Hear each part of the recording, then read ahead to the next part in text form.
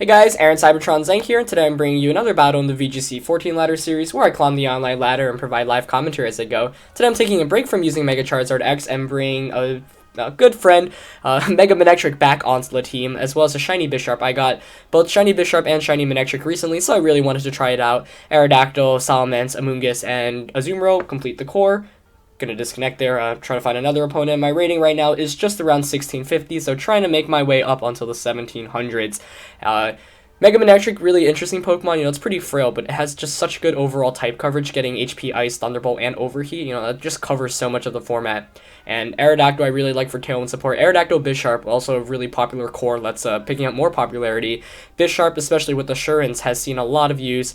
Mangosol used it to get second at Wisconsin Regionals. Wolfie brought it to his regional, and Sagen, of course, won a Korean regional with it. But we're going to find Abel, 1469 from Mexico, and Abel's team is going to be pretty standard one of Talonflame, Ferrothorn, Rotom-Wash, Kangaskhan, Gardevoir, and Garchomp. So, a couple of things to note immediately here. Obviously, Kangaskhan's the Mega Pokemon. Manectric can do a lot of work here because it picks up the one-hit KO on 3 of Abel's 6 Pokemon. Of course, it's going to have to watch out for that Kangaskhan, but otherwise I really like Manectric here. Debating whether I want to lead with it or not, though. Salamence, also great, other than the Gardevoir. Gardevoir is really the thing I'm most scared of, to be quite honest. But So I really want Bisharp, obviously, to beat the Gardevoir, but the question is, where do I put the Bisharp? Do I lead with it? Kind of want Aerodactyl for Tailwind support. Set up Tailwind right away and go from there. And we're going to have Aerodactyl in the front. Thinking Bisharp as my second one, though I kind of want to go with Salamence too. But Bisharp hard counters. Wow. Hard counters that Gardevoir. So I think I'm going to go with Bisharp. Have Manectric in the back, and now I'm debating between Azumarill and Salamence. Leaning towards Salamence, though, and I think I'm going to go with that. So I'm going to lead with Aerodactyl Bisharp with the Manectric and the Salamence in the back. So going to bring both Pokemon I wanted to feature in this match with Bisharp and Manectric, and we'll see how this plays out. Abel's rating was pretty low, it's lower than the 1500 you start off with, but this team is definitely a very solid team just by looking at it, so I don't want to underestimate him at all. And, he's got basically your common VGC Pokemon that you see put onto a team, but it's a very well-built one, and it's one that you can never underestimate an opponent with a well-built team. So we'll see how this game actually ends up going out. But my priority right now is just to set up a Tailwind, then Bisharp can do some work, especially with some assurances. But it's all dependent on what Abel leads with. There are a lot of options that I could do, but it's all dependent on what he wants to go with. So I'm going to go with Aerodactyl and my Shiny Bisharp, Life Orb Bisharp, of course, and Focus Sash Aerodactyl. He's going to go with Kangaskhan Gardevoir. Okay, so I was expecting the Gardevoir to come out, so I'm pretty happy to see that. But unfortunately, the Kangaskhan actually threatens the Bisharp really, it just threatens it because it's got the Power-Up Punch, and so that's not something I'm too happy to see. Obviously, I want to set up a Tailwind, but he's probably going to fake out on the first turn. But then here's the deal. If my opponent can either, fake out the Aerodactyl expecting to protect on Bisharp, or just go for a Power-Up Punch. So I'm definitely going to Tailwind with my Aerodactyl. I think I might just go for the Iron Head onto Gardevoir, expecting him to fake out my Aerodactyl. You know what? Let's go for that. We'll see how this plays out. If he lets me get the free Iron Head off onto Gardevoir, that would be huge, because I take out basically the Pokemon that scares me the most in this matchup. This is somewhat risky, but it's a risk I'm willing to take. He is going to go for Fake Out. Who does he target? Aerodactyl. Perfect.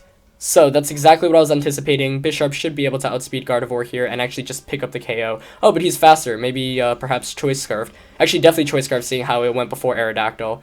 Aerodactyl actually even going to hang on with 19 HP, and I'm so glad I did not go for the Protect play there.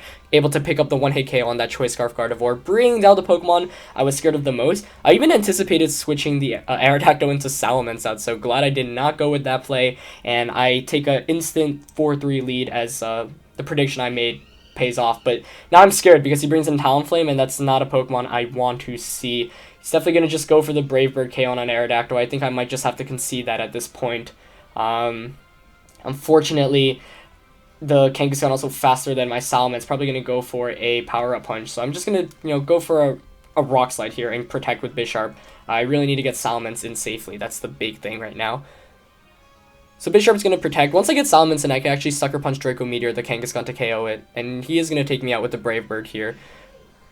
But that's fine. I was expecting that, and I didn't want to switch out Aerodactyl because Aerodactyl's basically done its job. At this point, it's going to faint to a Sucker Punch / Brave Bird anyway, so don't want that to faint.